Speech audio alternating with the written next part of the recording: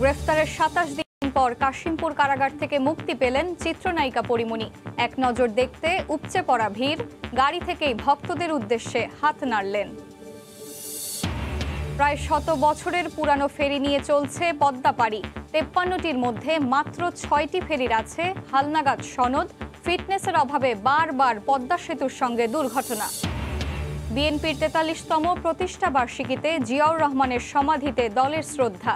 বেগম জিয়াকে মুক্ত করাই এখন বড় চ্যালেঞ্জ, বললেন মির্জা ফখরুল।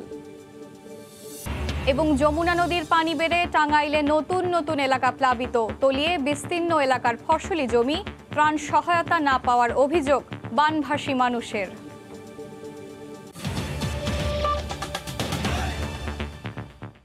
সময় সংবাদের সঙ্গে আছি আমি এশা হোসেন। গ্রেফতারের ২৭ দিন পর ছাড়া পেলেন চিত্রনায়িকা পরীমনি। সকাল ৯:৩০টায় তিনি কারাগার থেকে বের হন। গণমাধ্যমের সামনে কোনো কথা না বললেও হাত নেড়ে অভিবাদন জানিয়েছেন, ভক্তদের সঙ্গে মিলিয়েছেন হাত। তার আইনজীবী বলছেন, স্থায়ী মুক্তির জন্য আইনি লড়াই করবেন তারা। রিমান্ডে নির্যাতন করা হয়নি বলেও জানান তিনি। রাজিবুল হাসানকে সঙ্গে নিয়ে আফজাল হোসেনের রিপোর্ট। এই উচ্ছ্বাস ২৭ দিন পর কারামুক্তির।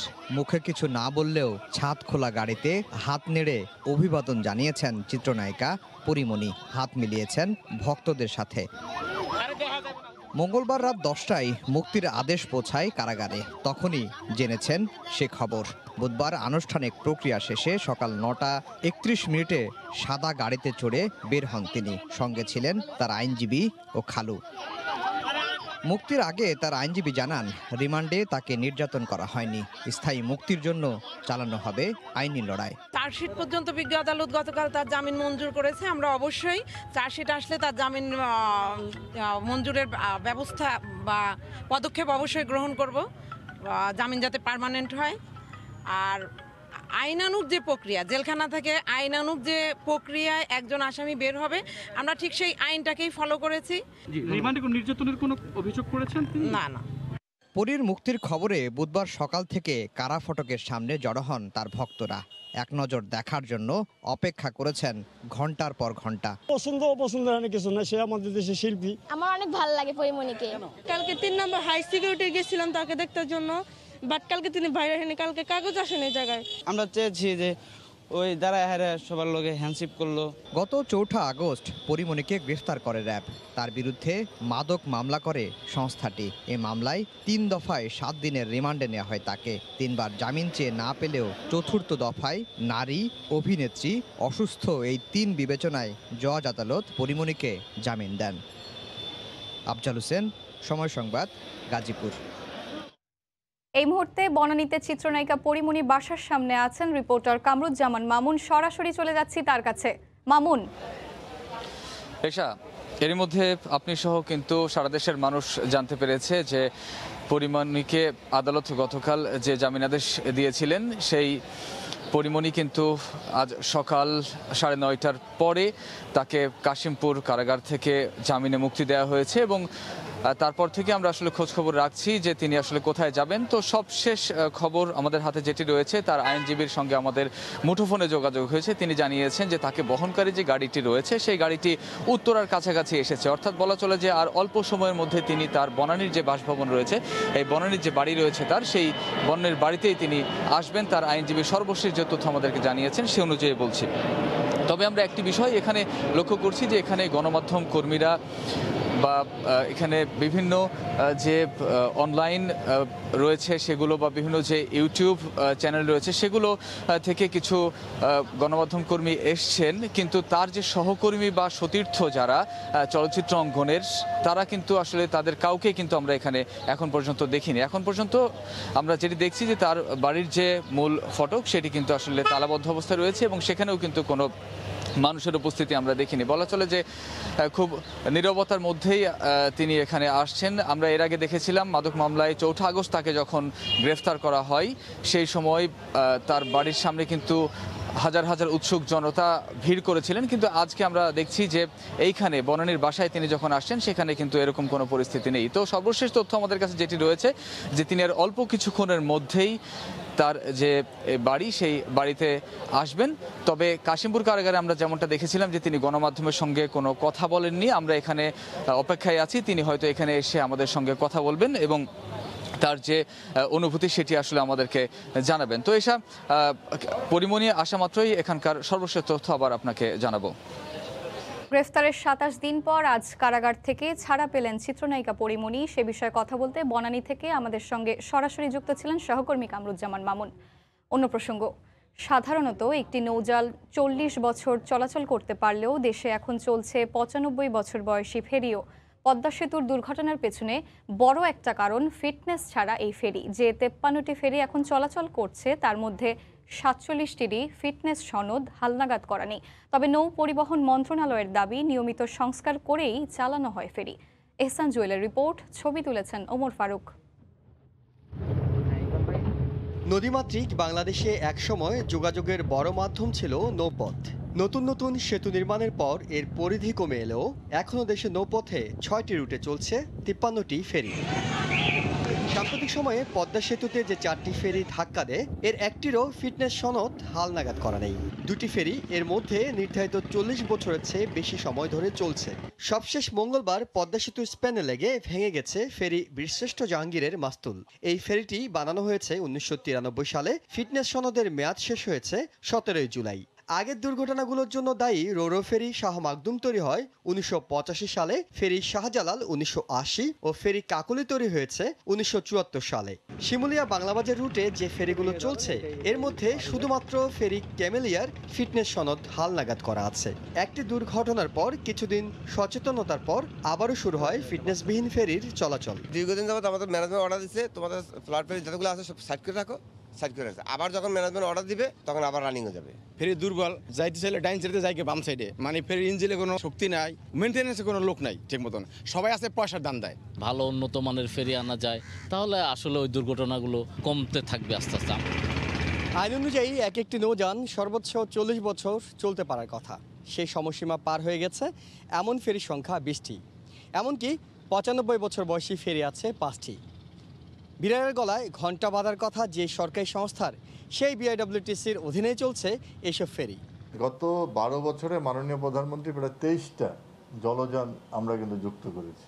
মানুষের চাহিদা পূরণ করার জন্য আমাদের ঝুঁকি নিয়ে আমরা চালাইতে হচ্ছে, কিন্তু এগুলার রেগুলার মেনটেন্যান্স করা হয়। বীরশ্রেষ্ঠ জাহাঙ্গীর গতকালকে কিন্তু ডকইয়ার্ড থেকে সে কিন্তু পানিতে নেমেছে। আমাদের মাস্টাররা কিন্তু যথেষ্ট অভিজ্ঞ এবং দক্ষ। তৈরির পর থেকে বিভিন্ন সময় 23টি ফেরির ফিটনেস সনদ নেওয়া হলেও বর্তমানে মেয়াদ আছে মাত্র 6টির। এহসান জুয়েল, সময় সংবাদ, ঢাকা।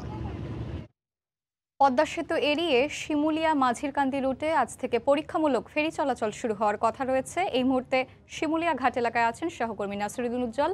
সরাসরি চলে যাচ্ছি তার কাছে। উজ্জ্বল,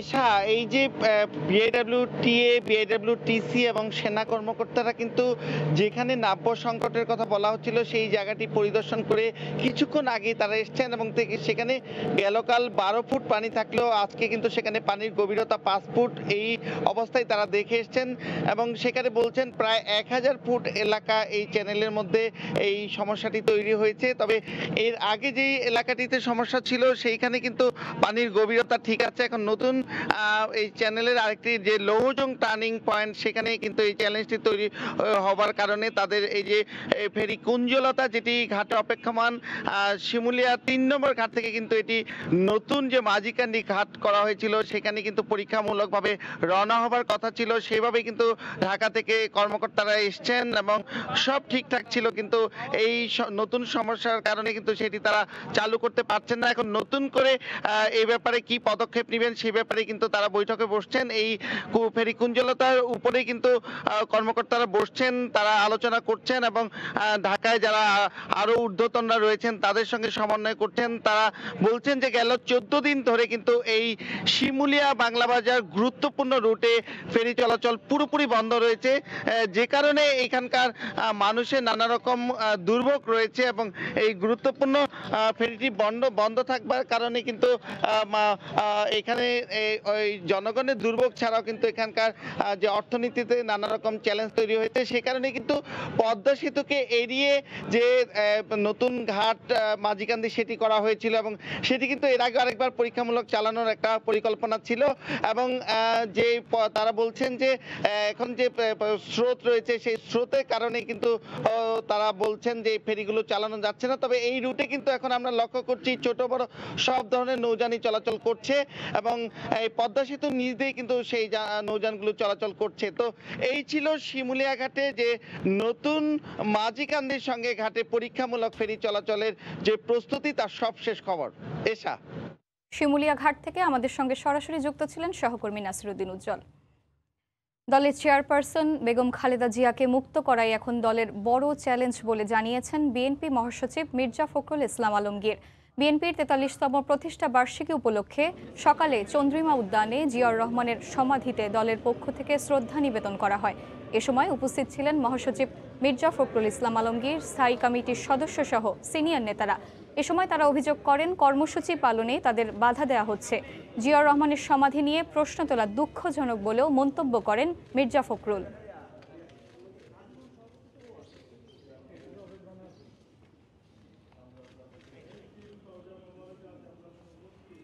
আমরা মুক্তিযুদ্ধ করেছিলাম একটা মুক্ত, স্বাধীন, অবাধ, গণতান্ত্রিক এবং মানবিক একটা বাংলাদেশের, যেখানে তাদের ভোটাধিকার থাকবে। দুর্ভাগ্য আমাদের আজকে সেই অবস্থা বাংলাদেশে উপস্থিত নাই। এটা জাতির দুর্ভাগ্য যে আজকে স্বাধীনতার ঘোষক বীরত্ব শহীদ প্রেসিডেন্ট জিয়াউর রহমানের সম্পর্কে এই ধরনের কথা বলা হয়। এটা দুর্ভাগ্য ছাড়া আর কিছু না। আমরা খুব পরিষ্কার ভাষায় বলতে চাই যে শহীদ প্রেসিডেন্ট জিয়াউর রহমান একজন এই জাতির অস্তিত্বের সঙ্গে তিনি অবিচ্ছেদ্যভাবে জড়িত। তার ঘোষণার মধ্য দিয়ে এই দেশের স্বাধীনতার আন্দোলন শুরু হয়েছে, যুদ্ধ শুরু হয়েছে, মুক্তি শুরু হয়েছে। সুতরাং তাকে বাদ দিয়ে বাংলাদেশের অস্তিত্ব চিন্তা করা যায় না। সময় সংবাদে আরো থাকছে, শর্টকাটে ধনী হওয়ার লোভে প্রতারণায় দম্পতি। প্রবাসী কল্যাণ মন্ত্রীর এপিএস পরিচয়ে স্ত্রীর নামে ফেসবুকে অ্যাকাউন্ট, ভিসা কথা বলে লাখ লাখ টাকা লোপাট। চট্টগ্রামে করোনা চিকিৎসার ক্ষেত্রে আরও এক ধাপ এগিয়ে গেল কোভিড ডেডিকেটেড জেনারেল হাসপাতাল। নতুন করে হাসপাতালটিতে ৬ শয্যার হাই ডিপেন্ডেন্সি ইউনিট স্থাপন করা হয়েছে। এতে একদিকে যেমন হাসপাতালটির সক্ষমতা বেড়েছে, তেমনি করোনা রোগীদের উন্নত মানের সেবা দেওয়া সম্ভব হবে বলেও মনে করেন চিকিৎসকরা। বিস্তারিত জানাচ্ছেন পার্থপ্রতিম বিশ্বাস। কোভিড ডেডিকেটেড নগরীর জেনারেল হাসপাতালে গত বছরের এপ্রিলে ১০০ শয্যার করোনা আইসোলেশন ওয়ার্ড চালু করা হয়। পরবর্তীতে রোগীর চাপ বেড়ে যাওয়ায় ১৫০ শয্যা করা হয়। এছাড়া গত বছর জুলাই থেকে ১০ শয্যার আইসিইউ ইউনিট চালু করা হলেও তা বাড়িয়ে বর্তমানে ১৮টি করা হয়। করোনা মহামারীতে আইসিইউ এর উপর চাপ বেড়ে যাওয়ায় নতুন করে ৬ শয্যার এসডি ইউনিট স্থাপন করা হয়েছে জেনারেল হাসপাতালে। কোভিডে যেহেতু আইসিইউর ডিমান্ড অনেক বেশি, সংখ্যাটাকে এখনও হয়তো ছোট মনে হচ্ছে, কিন্তু ২৪টা বেড আইসিইউ গড়ে তোলা এবং ২৪টা বেড আইসিইউ মেনটেন্যান্স, এটা অনেক বড় ব্যাপার। এটা আমি মনে করি যে আমাদের সক্ষমতা অনেক বাড়িয়েছে, আমাদের রোগীদের সার্ভিস দেওয়ার ক্ষমতা অনেক বাড়িয়েছে। আধুনিক সকল লজিস্টিক সাপোর্টের মাধ্যমে এই এসডি ইউনিট স্থাপন করা হয়েছে বলে জানান আইসিইউ এবং অ্যানেস্থেশিয়া বিভাগের কনসালটেন্ট। আমাদের এখানে আধুনিক লজিস্টিকের স্থাপনাও করেছি। আমরা সরকারি হাসপাতালে প্রথম স্থাপনা করেছি CCTV monitor, central monitor, desktop built in computer. তবে করোনা সংক্রমণ, মৃত্যুহার কমলেও এসডিইউ কিংবা আইসিইউর চাহিদা কমেনি। নতুনভাবে স্থাপিত এসডিইউ থেকে করোনা রোগীদের উন্নত মানের সেবা দেওয়া সম্ভব বলে মনে করেন বিশেষজ্ঞ চিকিৎসকরা। এটা চট্টগ্রামের মানুষের জন্য ডিমান্ডিং এবং এসডিইউর চাহিদা খুব অল্প সময়ে শেষ হয়ে যাবে, আমরা সেটা ধারণা আশা করছি না। চট্টগ্রামে করোনা আক্রান্ত হয়ে এখন পর্যন্ত মৃত্যুবরণ করেছেন ১,২২৭ জন, আর আক্রান্ত হয়েছেন ৯৯,৩৪১ জন। নগরীর জেনারেল হাসপাতালে ৬টি এসডিইউ বেড স্থাপন হওয়ায় করোনা চিকিৎসার ক্ষেত্রে সক্ষমতা আরও অনেক বেশি বেড়েছে বলে মনে করেন চিকিৎসকরা। নগরীর জেনারেল হাসপাতাল থেকে পার্থপ্রতিম বিশ্বাস, সময় সংবাদ, চট্টগ্রাম। অতিবৃষ্টি আর উজান থেকে নেমে আসা ঢলে যমুনা নদীর পানি বেড়ে টাঙ্গাইল ও বগুড়ায় নদী তীরবর্তী এলাকার নিম্নাঞ্চল প্লাবিত হয়েছে। এতে প্রতিদিনই বাড়ছে পানিবন্দী মানুষের সংখ্যা। যমুনার পাশাপাশি ধলেশ্বরী, লৌহজং সহ বিভিন্ন নদীর পানি বিপদসীমার ওপর দিয়ে প্রবাহিত হয়ে টাঙ্গাইলের 6টি উপজেলা বন্যা কবলিত। বসত বাড়িঘর তলিয়ে গেছে পানিতে। কালিহাতী উপজেলার আলীপুর ও সদর উপজেলার চরপৌলি এলাকায় ব্যাপক ভাঙন দেখা দিয়েছে। নদীগর্ভে বিলীন হয়েছে স্কুলসহ ঘরবাড়ি। পানিতে ডুবে গেছে বিস্তীর্ণ ফসলি জমি। বানভাসীরা কোনো সহায়তা পাচ্ছে না। একই দুর্দশায় বগুড়ার সারিয়াকান্দি উপজেলার বাসিন্দারা।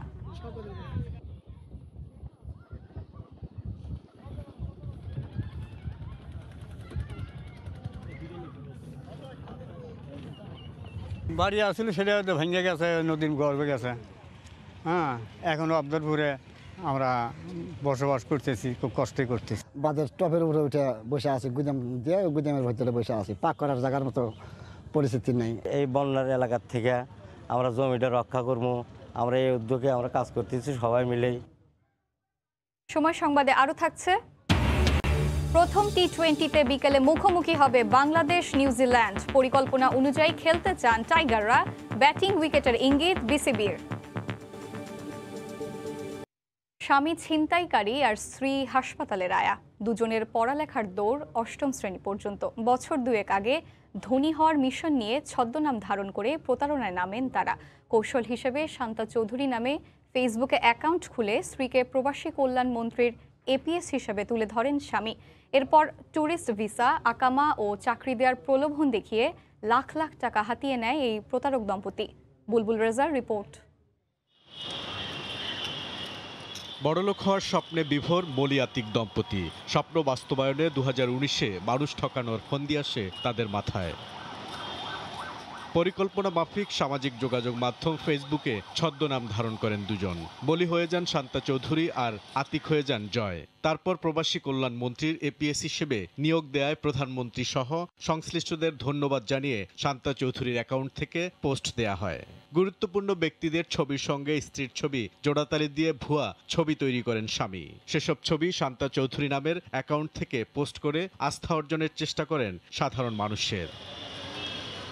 বিষয়টি নজরে এলে প্রতারণার অভিযোগে মামলা করেন প্রবাসী কল্যাণ মন্ত্রীর আসল এপিএস। উনি একটা পোস্ট করেছেন যে ওনাকে প্রবাসী কল্যাণ মন্ত্রীর এপিএস হিসেবে নিয়োগ দেওয়া হয়েছে। এটা আসলে ঠিক না, এটা একটা ভুল তথ্য দিয়ে হয়তো মানুষের সাথে প্রতারণা করার উদ্দেশ্যে উনি এটা করেছেন। প্রকৃতপক্ষে মাননীয় মন্ত্রী সহ এই মন্ত্রণালয়ে আমরা কেউ তাকে চিনি না এবং জানি না। পুলিশ বলছে চাকরির প্রলোভন, বিদেশ যেতে ইচ্ছুক আগ্রহী প্রার্থী, ট্যুরিস্ট ভিসা ও আকামা করে দেওয়ার কথা বলে শত শত মানুষের কাছ থেকে লাখ লাখ টাকা হাতিয়ে নিয়েছেন এই দম্পতি। একটা আয়া, একটা হাসপাতালে আয়া হিসেবে কাজ করতো, ক্লাস 8 পাস। এই শান্তা চৌধুরী অর্থাৎ এপিএস নাম ধারণ করেই তার হাজব্যান্ড এবং সে তারা দুজনেই প্রতারণার আশ্রয় নেয়। লক্ষ লক্ষ টাকা হাতিয়ে নিয়েছেন ধারণা করা যায় এবং অনেক কমপ্লেন আমরা পাচ্ছি। সামাজিক যোগাযোগ মাধ্যমে তাই কারো সঙ্গে যোগাযোগ করার আগে তার প্রকৃত পরিচয় জানতে সংশ্লিষ্ট অফিস কিংবা পুলিশের সহায়তা নেয়ার পরামর্শ আইন শৃঙ্খলা বাহিনীর। বুলবুল। এবার 3.5 কোটি ভোক্তার সম্পূর্ণ অচেনা এক বাজারে প্রবেশ করতে চায় বাংলাদেশ। আর তাই সরকারের সর্বোচ্চ পর্যায়ের 30 সদস্যের এক দল এখন সেন্ট্রাল এশিয়ার উজবেকিস্তানে। এই অঞ্চলে নিজেদের পণ্য আর জুৎসই শ্রমবাজার খুঁজতে, যেখানে সর্বোচ্চ গুরুত্ব দেওয়া হয় অর্থনৈতিক কূটনীতিকে। উজবেকিস্তানের তাশখন্দ থেকে আরও জানাচ্ছেন জুবায়ের ফয়সাল। বিশাল উড়োজাহাজে যাত্রী বলতে মাত্র 30 জন, যাদের মধ্যে নেই কোনো বিদেশি।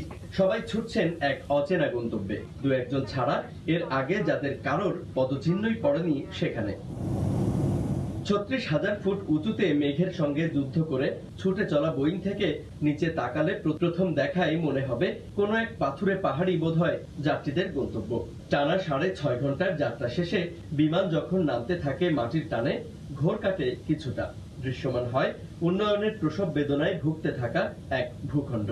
অথচ মাত্র 3.5 কোটি নাগরিকের এই দেশের আয়তন বাংলাদেশের তুলনায় কমপক্ষে 4 গুণ, মাথাপিছু আয়ও $7,000 বেশি।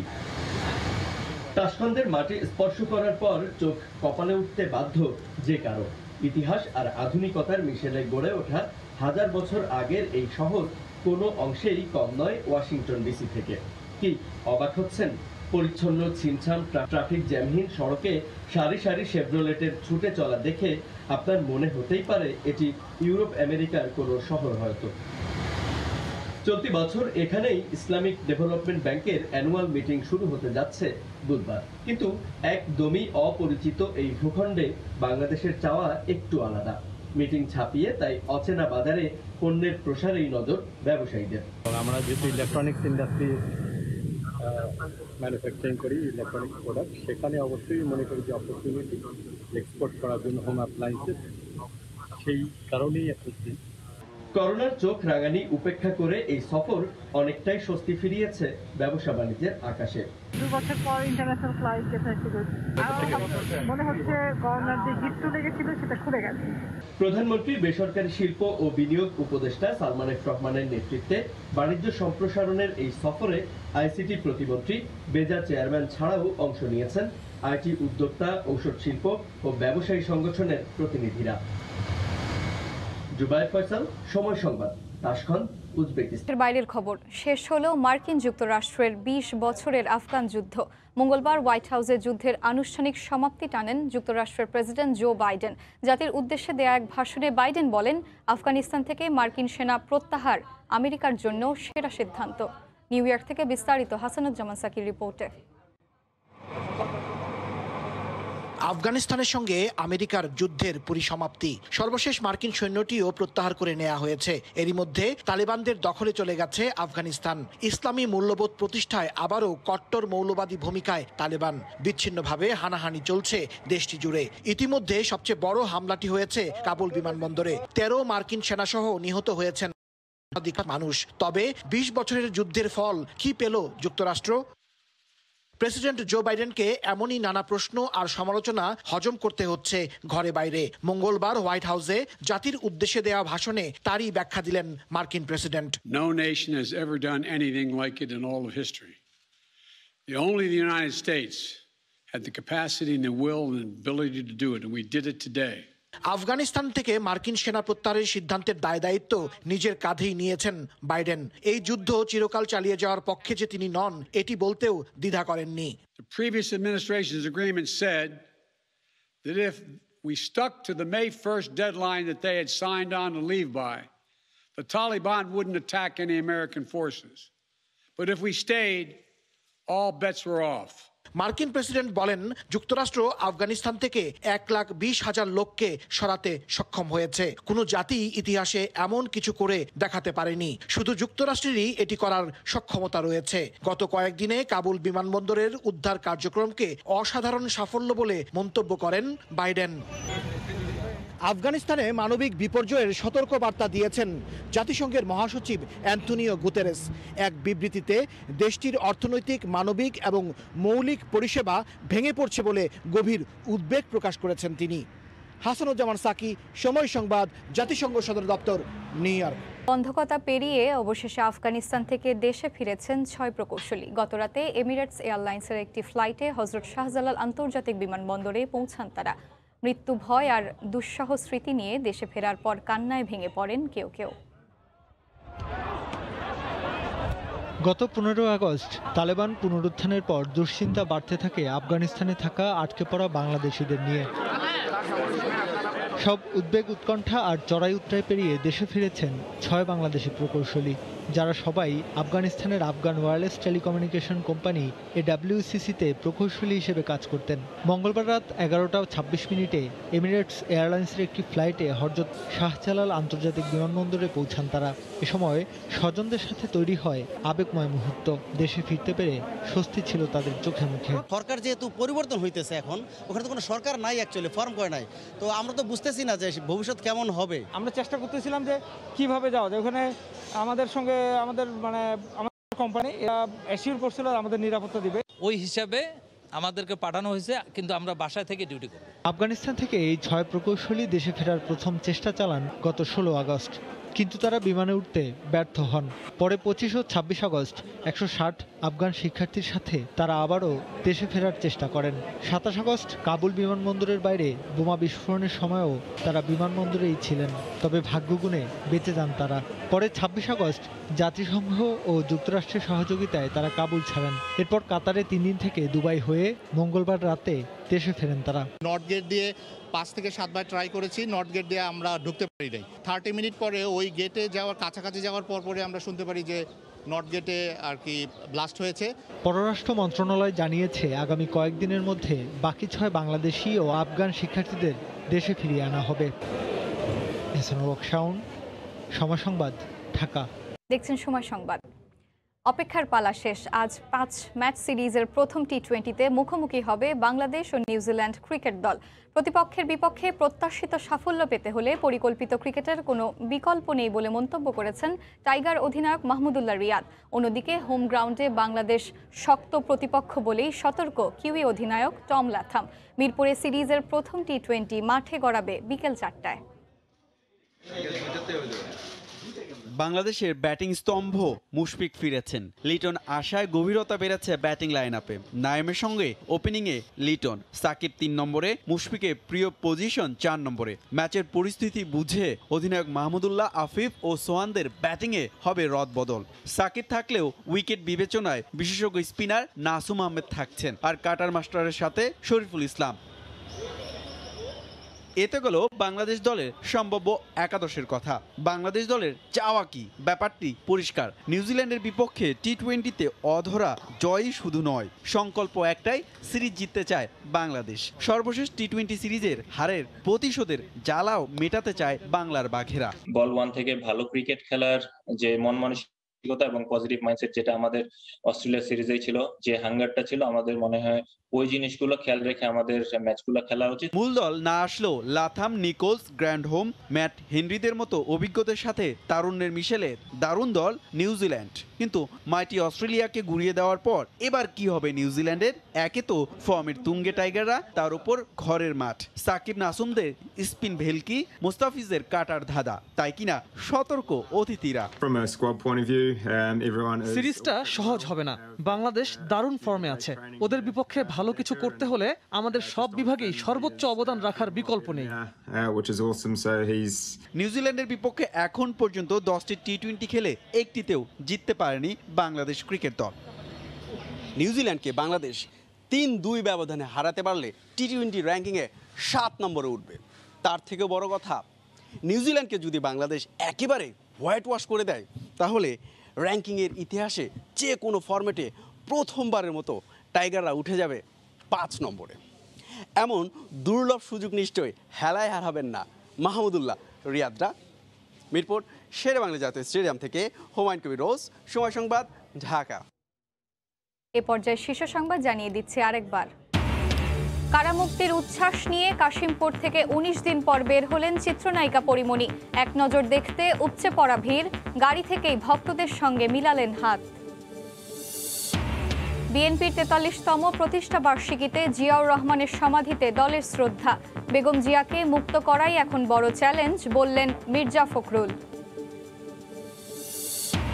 এবং প্রায় 100 বছরের পুরানো ফেরি নিয়ে চলছে পদ্মা পাড়ি। 53টির মধ্যে মাত্র 6টি ফেরির আছে হালনাগাদ সনদ। ফিটনেসের অভাবে বারবার পদ্মা সেতুর সঙ্গে দুর্ঘটনা। এই ছিল এখনকার মতো, সঙ্গে থাকুন সময়।